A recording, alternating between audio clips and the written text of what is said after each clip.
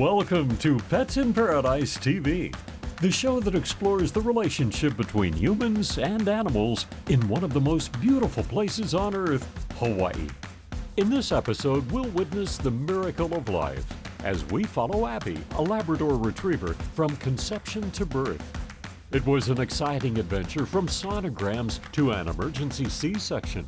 We watch as Abby's family fights for survival. Plus, 6 months later, we'll follow Indy, one of Abby's puppies, as he learns the ins and outs of being a service dog. We'll see how he can improve one man's quality of life and give him something to live for. Pets in Paradise TV starts now.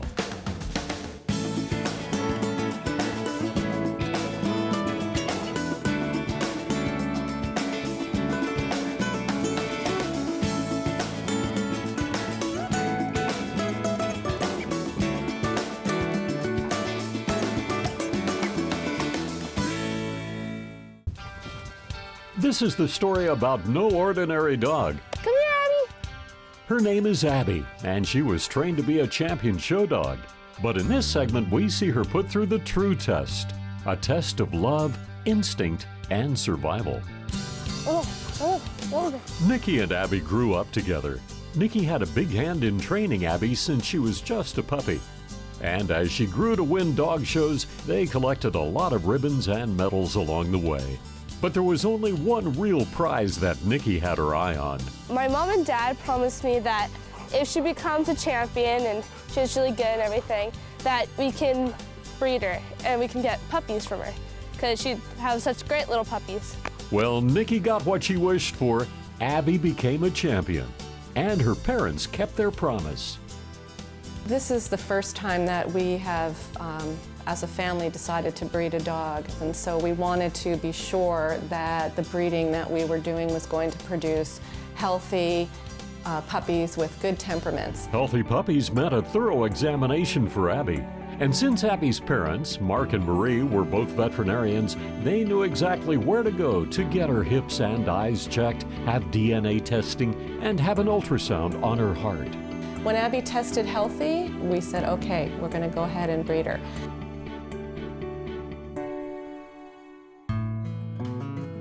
It only took a few days to find Abby a father for her new family. Meet Saba. He's a handsome Labrador Retriever who's about to change Abby's life forever. So today's the big day. Abby's in heat, and we have brought Saba over to meet her and get to know her. And hopefully they're going to breed, and we're going to have some puppies. Blind dates can be challenging, but the timing is just right. Saba's behind the door here, and we're going to give it a try. Here he is. And Saba's ready. And they're going to get to know each other a little bit.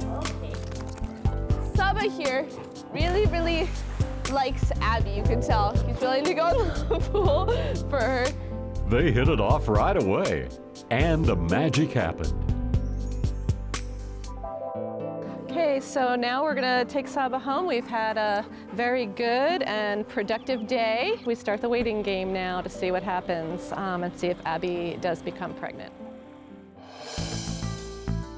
It's been 4 weeks since their romantic date, and everyone is wondering if Abby is expecting. We're here to find out if my puppy Abby is going to have puppies. And we're at my dad's office. I can't wait to see if she's got babies. Right, so we're gonna roll her over. Now they're getting their first peek in Abby to see if their family will be growing soon. So there's a puppy right there, you guys. Hooray! At this stage, it's a little puppy blob in the center, like right here. See the little puppy At in 4 there? weeks, the fetuses start to develop their spines, eyes, what? and faces. Pregnant or not? Yes, pregnant. How many? 6. They counted up to 6 puppies, but at this stage, the fetuses are the size of a kidney bean. They'll have to do another ultrasound at 7 weeks to be sure. Remember when I thought babies came from your tummy? Because that's what got big, your tummy. No, right, but you know better now. That's for sure. Sadly. It's week 7. Abby's puppies have grown another 21 days. And now the waiting game continues. Wait, do we get to tell if they're boy or girls as soon as they're born? Oh yeah, Yeah. As Abby's pregnancy grows, so does Nikki's curiosity. In their embryonic sac. They're in their sac, yep, they're born, and then she should clean them up, and she eats them. No! Oh, that's the gross part. While Nikki learns more than she wanted to about the facts of life, they're getting ready to take Abby for a 7-week checkup to make sure all is going as planned inside her. Now we're getting ready to do another ultrasound to see how many puppies, because first my dad thought there were 6, but we can't totally be sure because it's kind of hard to see them because they're just little dots. At this point, the fetuses should have toes, claws, whiskers, a tail, and actually look like a puppy. So this is the head, and then we're going to follow the neck up, and so then that's a body. And now it's time to count the puppies. And 2, and 3, and 4. And then this is number 5, and that's number 6 underneath them. And I think I can make a 7. Yes, I can. All right, let's go for 7. 7. Excitement filled the air as Nikki found out about lucky number 7. But look, you can see little paws. You're right. Look at that. There's 7. The average gestational period for dogs is about 9 weeks, so they're not far from meeting the new puppies. So Nikki's really come a long way in this journey, and we're very proud of how she has trained Abby and what she's done with Abby. And this is going to be another challenge and another step to show that she's responsible and that she can handle what's about to come upon us. Probably, most likely gonna be 7. Let's hope they're 7. And if they're 7, I'm going to hide another one. My mother will not find it until it's big enough to run around.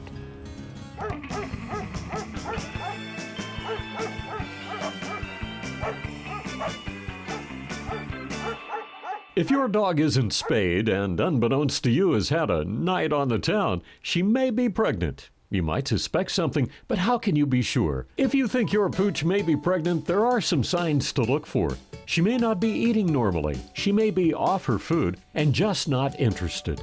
If this is her first pregnancy, her nipples will swell dramatically. Her disposition may change. She may act insecure or want more attention. She might be less energetic and not interested in playing the way she normally does. Of course, the most obvious indication that your dog is pregnant is that she'll start showing. And the last way to find out if your dog is pregnant, believe it or not, you can buy a canine pregnancy test. Abby's been pregnant for 8 weeks, and today's the day.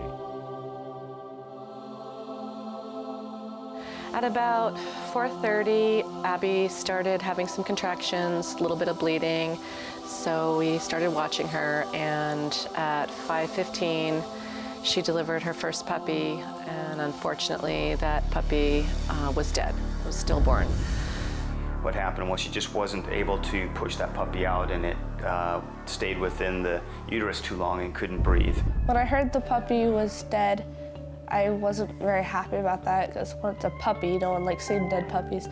2, it was Abby, and I was scared the other puppies were going to be dead too. We're just concerned that she's got a little bit of uterine inertia, which means that her uterus muscle isn't contracting enough to help her push along the labor. It's been about an hour since her last puppy, and she just really hasn't done a whole lot. So, and her contractions for that first puppy were kind of weak, so we want to keep her moving a bit. We're going to give her a little oxytocin. Oxytocin is a hormone that helps stimulate the uterus to contract.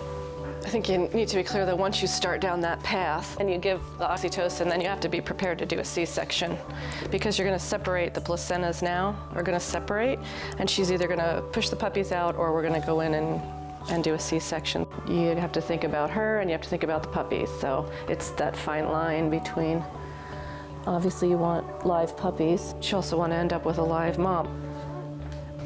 She's having contractions. Abby starts to have another contraction, and the fate of puppy number 2 is in Mom's hands. Everyone let out a sigh of relief as puppy number 2 made it out alive. Puppies are born surrounded by the placenta sac. Abby opens the sac by eating it. The membrane contains a hormone that encourages her to lactate. Oh, it barked. That's cute. Abby will continue to lick her newborn to stimulate breathing.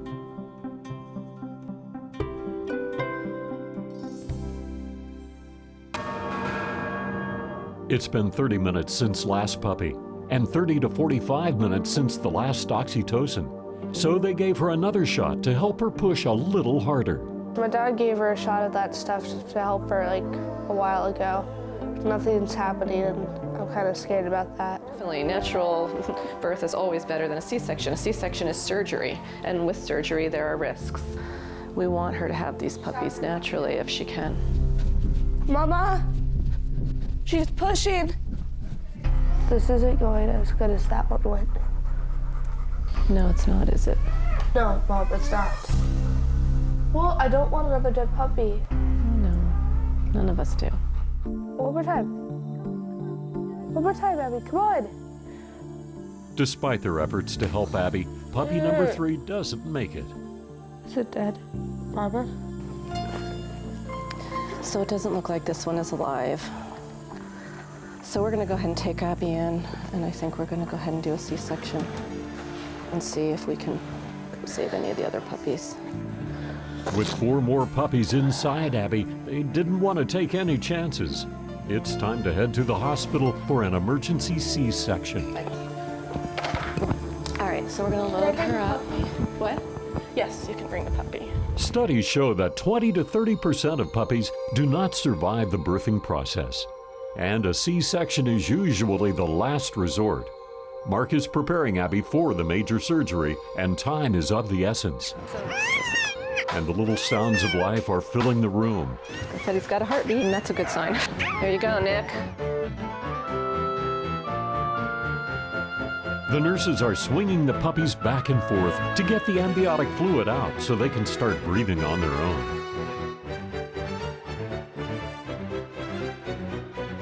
It's time for the last puppy to be born, but it's not showing any movement. This one's just not breathing. Let me just see if I can get him.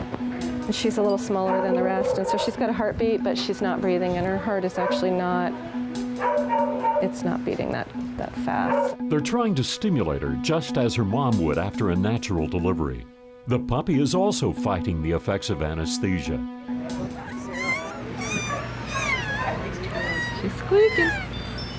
Keep going. That was a loud yell. Yeah, there she goes. Yay. It was a long, tense journey, but Abby and the family are bringing home 5 healthy puppies. This is a girl. Stay tuned to get a preview of the puppies and find out the big plans for the runt of the litter.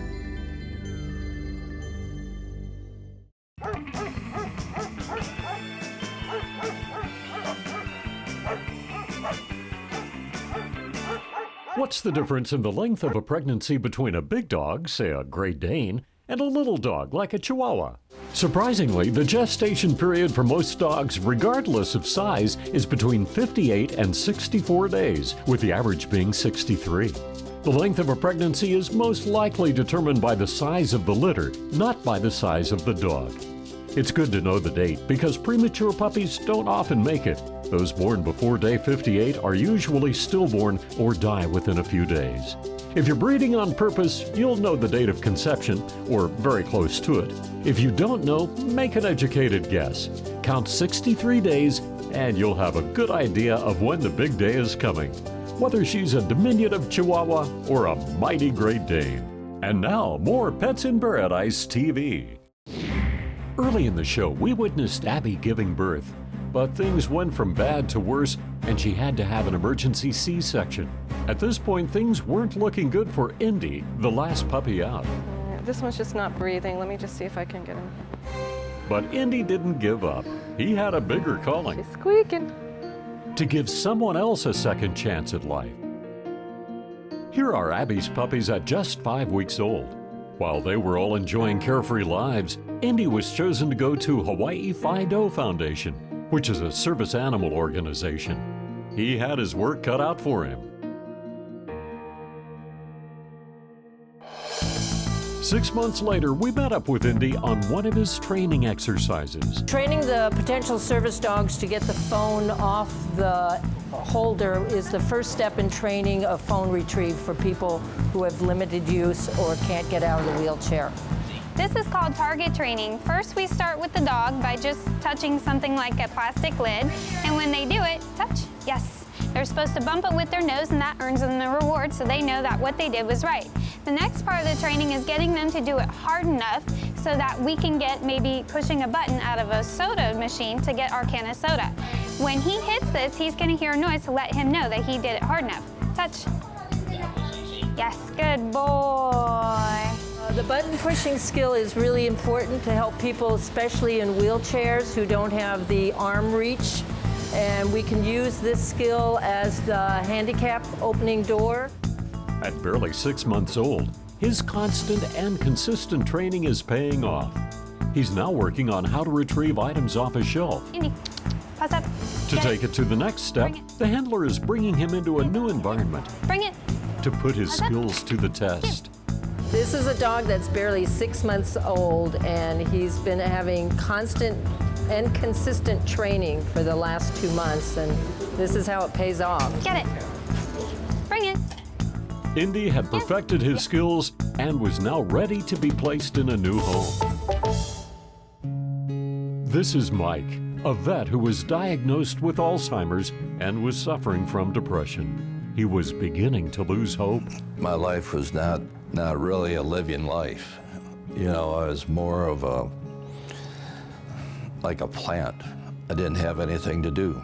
So being alone was a problem. He would have blackout type of spells, which are part of the seizure relations. Well, he'll just black out and pass out. I'd become more depressed and think about how much time I'd have left with my family. Before Indy came along, Mike volunteered at Animal Care Foundation, where he was welcomed by 50 furry friends every day that looked forward to his visits. There was a bond that was built there immediately, and it helped me to feel better, because now I had something to do each day.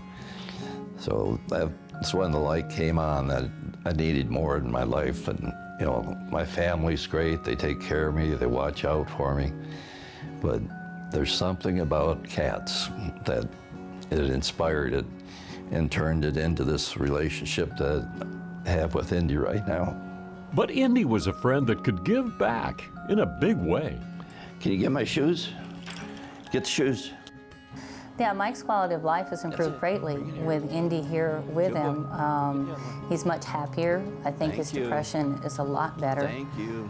With simple commands, Indy could help Mike get through everyday tasks that were once very difficult for Mike to do alone. Indy is trained to know where home is, so if Mike says, Indy, let's go home, Indy can help him get back here. With the additional responsibility meant more freedom as well. They've done research showing how pets increase your quality of life and lifespan for people, but it's amazing that they can train them to do so much more. Bring it here. Indy has given Mike the ability to be more mobile, and together they've established a new daily routine. My alarm goes off, he gets the medicine for me. He can go over and tug on the refrigerator. He'll get my water for me so I can take my medicine. Thank you.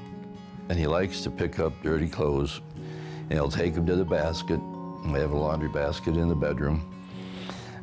If I'm laying on the floor, he lays beside me and keeps his head on me like he's listening for something. So he's truly an amazing dog. Can you put it back? Huh? Put it back. Indy is a... Put it back where it goes. Motivator. Put it in there. A partner. A worker. And a friend. A friend who ultimately saved Mike's life. You know, he likes to play like a normal dog, and he has his playtime. He loves to go to the park and play with the dogs there like a normal dog.